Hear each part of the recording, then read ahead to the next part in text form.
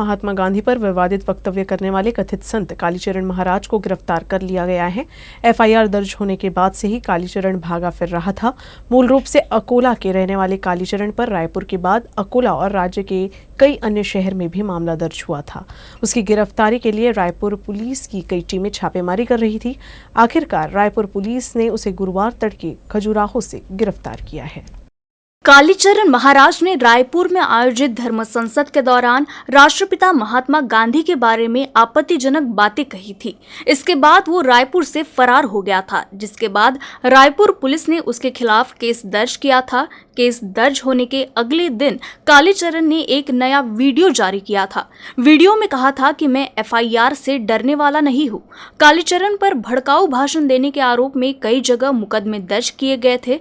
धर्म संसद में राष्ट्रपिता महात्मा गांधी पर विवादित वक्तव्य देने के बाद से ही पुलिस उसकी तलाश कर रही थी।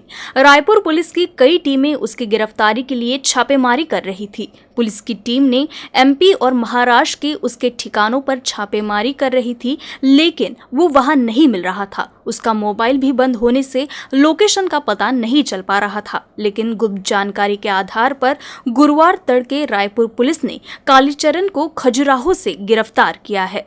खजुराहो से 25 किलोमीटर दूर बागेश्वर धाम के पास वो किराए का कमरा लेकर रुका हुआ था।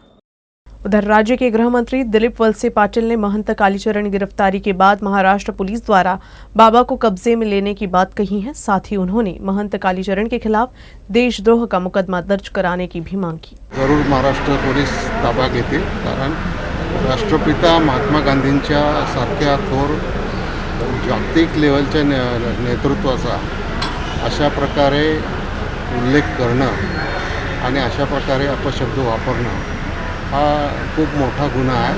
खरं तर राष्ट्रद्रोहाचाच गुन्हा दाखल व्हायला पाहिजे, पण पोलीस आता त्यांना महाराष्ट्र पोलीस जिथं जिथं गुन्हे दाखल झालेले आहेत तिथं तिथं ताब्यात घेते। राष्ट्रपिता महात्मा गांधी के बारे में आपत्तिजनक टिप्पणी करने के विवादों में आए कालीचरण की मुश्किलें बढ़ गई हैं। गिरफ्तारी से पहले जमानत के लिए दायर याचिका को अकोला के जिला एवं सत्र न्यायालय ने जमानत याचिका खारिज कर दी है। उनकी जमानत अर्जी पर अब 1 जनवरी को सुनवाई होगी।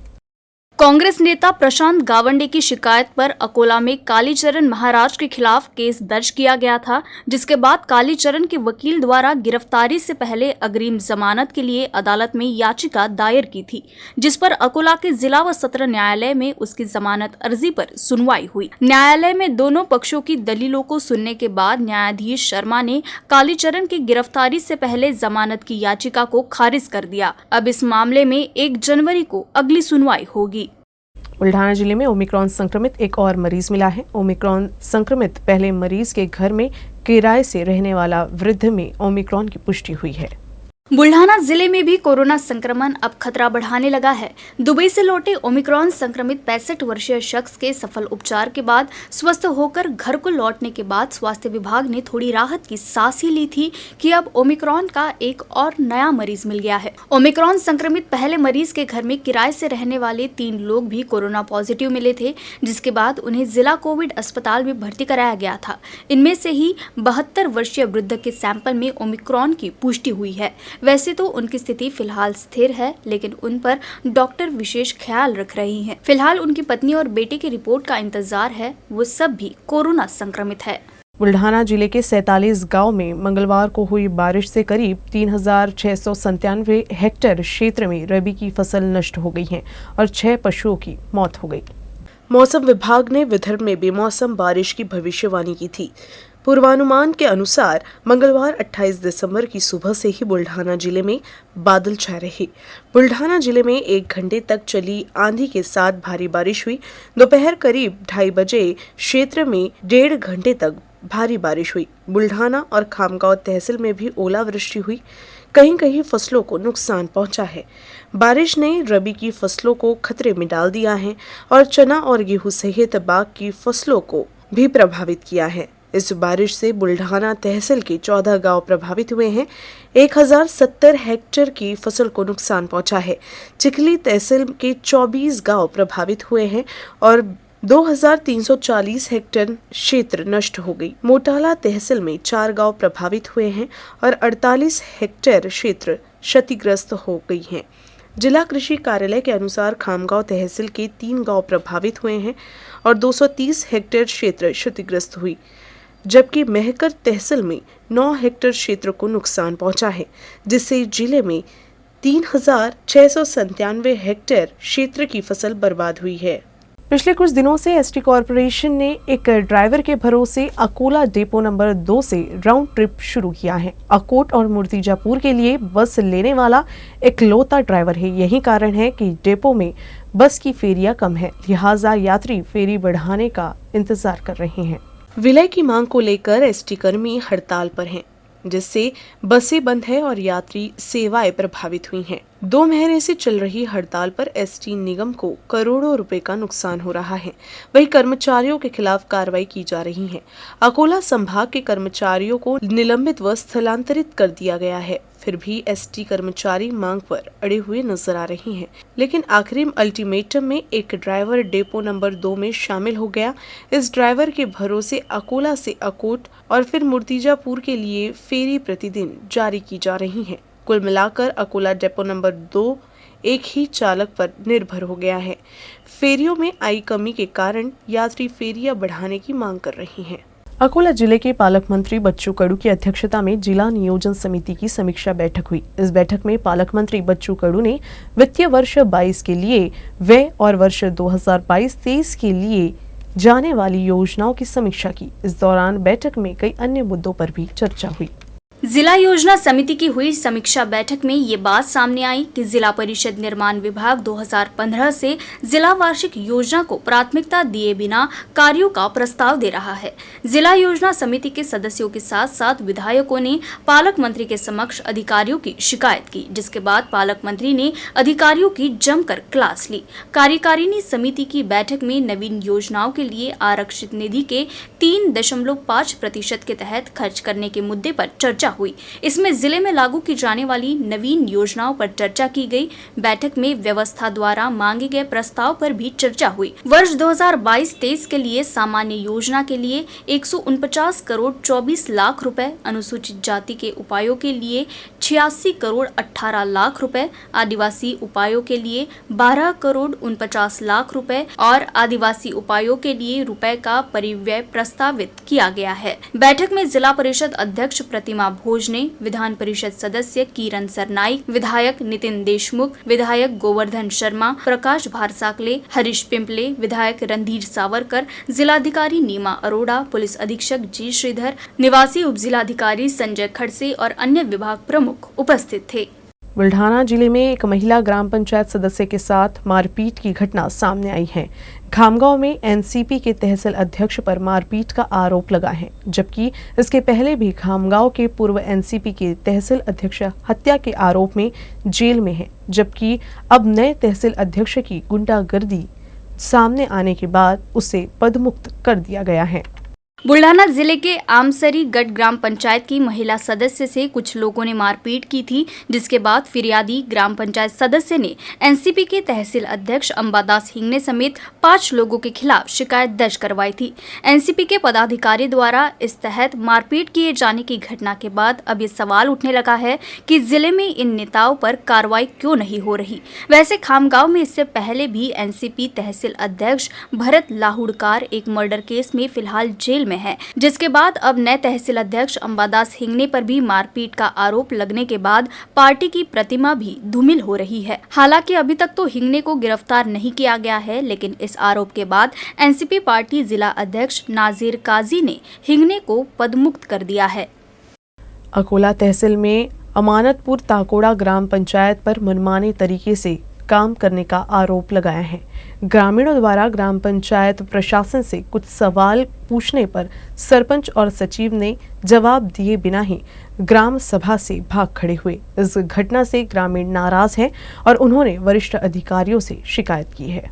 अकोला शहर से 5 किलोमीटर की दूरी पर अमानतपुर गांव है। यहाँ ग्राम पंचायत की सभा का आयोजन किया गया, लेकिन गांव के जरूरतमंद लाभार्थियों, विधवाओं, विकलांगों, गरीबों को कुछ विशेष लाभ से बाहर रखा गया और जबकि बाहर के लोगों का नाम सूची में शामिल किया गया है, जिस पर ग्रामीणों ने ग्राम पंचायत प्रशासन से सवाल पूछे कि इन नामों को किसने शामिल किया। गाँव से बाहर के लोगों को सेतु केंद्र मुहैया कराए जा रहे हैं, जबकि गाँव के पढ़े लिखे युवा बेरोजगार हैं। ग्रामीणों ने मांग की है कि गांव में शिक्षित बेरोजगारों को सरकारी योजना का लाभ मिलना चाहिए। इस संबंध में ग्रामीणों ने सर्वसम्मति से प्रस्ताव को मंजूरी दी, लेकिन ग्राम पंचायत सरपंच और सचिव ग्रामीणों से इस तरह के सवालों का जवाब दिए बिना ग्राम सभा से बाहर चले गए, जिससे ग्रामीण काफी नाराज थे। अमानतपूर या गावी आमसभा घेण्यात आली होती। त्यामध्ये घरकुलाचे प्रश्न मांडण्यात आले। बऱ्याचशा लोकांची त्या यादीमधून नावं वगळण्यात आली। आम्ही मॅडमला जेव्हा 14व्या आणि 15व्या वित्त आयोगाचे जाब विचारले तर त्यांच्याकडे त्याचे काही उत्तर मिळाले नाही। ते बोलले आम्हाला याबद्दल काही माहितीच नाही आणि गेल्या 6 महिन्यापासून आमच्या गावातल्या नाल्यांचं, रस्त्याचं बांधकाम झालेलं नाही आहे। नाल्यांमध्ये झाडं उभे राहिलेत, त्याच्यामध्ये म्हणजे त्याच्यामध्ये एवढा गाळ साचलाय की त्याच्यामध्ये झाडं उभे राहिले। तर आम्ही जेवढे आज प्रश्न मांडले त्याचं आम्हाला काही उत्तर मिळालं नाही, आमचं कुठलंही समाधान झालेलं नाहीये। त्याबद्दल आमची ही कंप्लेंट आहे। ग्रामीण इलाके में गांव-गांव को जोड़ने के लिए सड़क और छोटी नदियों और नालों पर पुल बनाने की मांग की गई है। अकोला जिला जल सिंचन संघर्ष समिति और कई अन्य संगठन ने इस संबंध में राज्य सरकार को पत्र भेजा है। खारे पानी के क्षेत्र में पानी की कमी को ध्यान में रखते हुए अकोला जिला सिंचाई संघर्ष समिति, कृषि उपज मंडी समिति अकोला के सहयोग से जल जागरूकता के लिए लगातार बैठकें कर रही है और जिले में लंबित सिंचाई परियोजनाओं को पूरा करने की मांग कर रही है। सिंचाई परियोजना को पूरा करके न केवल पानी की जरूरत को पूरा किया जाएगा, बल्कि सभी नदियों और नालों की भी गहराई बढ़ेगी। इन सब से ग्रामीणों, मवेशियों, पेयजल और खेती में भी सुविधा होगी। समिति ने जल भराव, जल संरक्षण और वृक्ष संरक्षण कार्यक्रम चलाने का निर्णय लिया है। अकोला जिला सिंचाई संघर्ष समिति ने जिले में लंबित सिंचाई परियोजना स्थलों नेरधामना, काटीपाटी, केलीवेली, निम्भोरा का दौरा किया और ग्रामीणों से बातचीत की। जिला सिंचाई संघर्ष समिति ने निम्भोरा में लोनार नदी पर पुल के साथ ही बांध बनाने का कार्य प्रगति पर है। ये देखकर ग्रामीणों ने प्रसन्नता व्यक्त की। बांध के बनने से लोगों को खेतों में जाने में सहूलियत होगी, भूजल स्तर भी बढ़ेगा और सिंचाई क्षेत्र भी बढ़ेगा। वरुड़ के निकट ग्राम पंचायत में हुई अनियमितताओं की जांच की मांग पूरी नहीं होने पर आत्मदाह की चेतावनी दी थी। इस बीच व्यक्ति ने गुरुवार को कलेक्टर कार्यालय में आकर खुद को आग लगाने की कोशिश की। हालांकि पुलिस की सतर्कता के कारण युवक की जान बचाई गई। नीतीश प्रमोद धांडे वरुड़ तहसील का निवासी है। उन्होंने बार बार ग्राम पंचायत में अनियमितताओं को लेकर जांच की मांग की थी। हालांकि संबंधित एजेंसियों ने ग्राम पंचायत की अनियमितताओं की जांच नहीं की। इससे तंग आकर याचिकाकर्ता ने आत्मदाह की चेतावनी दी थी। प्रतियां माननीय मुख्यमंत्री, ग्रामीण विकास मंत्री, पालक मंत्री, जिला परिषद के मुख्य कार्यकारी अधिकारी, जिला पुलिस अधीक्षक को सौंपी गई। इस दौरान पुलिस प्रशासन की दमकल की गाड़ियां कलेक्टर कार्यालय के सामने आत्मदाह रोकने के लिए तैयार रही।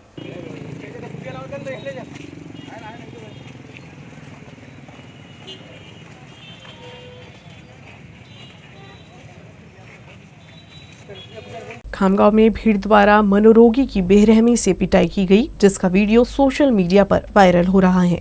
हालांकि पुलिस द्वारा अब पिटाई करने वालों पर कोई कार्रवाई दर्ज नहीं किया गया है। बुधवार को खामगांव शेगांव रोड पर बाइक सवारों द्वारा एक नग्न मनोरोगी को बेरहमी से पीटने का वीडियो सोशल मीडिया पर वायरल हो गया है। ऐसे में ये देखना जरूरी है कि इन युवकों के खिलाफ पुलिस क्या कार्रवाई करती है। बताया जाता है कि ये मनोरोगी हाईवे के किनारे नग्न अवस्था में बैठा था। VCR। अकोला में वन क्षेत्र में अवैध उत्खनन करने वालों के खिलाफ कार्रवाई की मांग को लेकर भूख हड़ताल पर बैठे लोगों का अनशन अब खत्म हो गया है। विधायक रणधीर सावरकर ने वन विभाग के अधिकारियों के साथ चर्चा कर दोषियों के खिलाफ कार्रवाई के आश्वासन पर भूख हड़ताल करने वालों को नींबू का रस देकर अनशन का समाप्त किया। अवैध कटाई मानव जीवन के लिए पर्यावरण प्रति संवेदनशील है। इसीलिए सरकार को अवैध कटाई को रोकने और वन माफियों पर नकेल कसने के लिए सख्त कानून बनाने चाहिए। इस संदर्भ में सावरकर ने उप वन संरक्षक के अर्जुन को निर्देश दिया। इस मामले में उप वन संरक्षक ने प्रदर्शनकारियों को आश्वासन दिया कि वास्तविक वनों की कटाई और अनुमति क्षेत्र के तहत क्षेत्र को मापकर तत्काल कार्रवाई की जाएगी। हरिभाऊ पिंपल ने नींबू के रस से अनशन का समापन किया। VCR।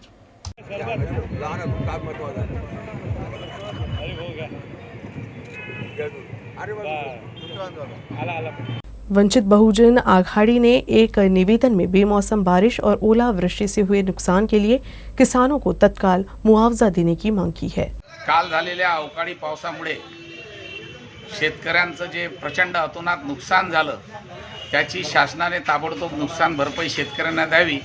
तसेच आज सकाळी जे प्रचंड प्रमाणात धुकं पडलं आणि आणखी 2 दिवस सुद्धा धुकं पडण्याचं हवामान विभागानं सांगितलेलं आहे आणि या धुक्यामुळे रब्बी पिकांचं प्रचंड प्रमाणात नुकसान झालं। म्हणून गारपीटग्रस्त शेतकऱ्यांचा सर्वे करावा, सोबतच धुक्यानं ज्यांचं नुकसान झालं रब्बी पिकांचं त्या शेतकऱ्यांचा सुद्धा सर्वे करावा अशी वंचित बहुजन आघाडी अकोल्याच्या वतीने आम्ही मागणी करत आहोत। न्यूज रूम से बस इतना ही। खबरों का सिलसिला यूं ही चलता रहेगा। आप देखते रहिएगा UCN न्यूज अकोला।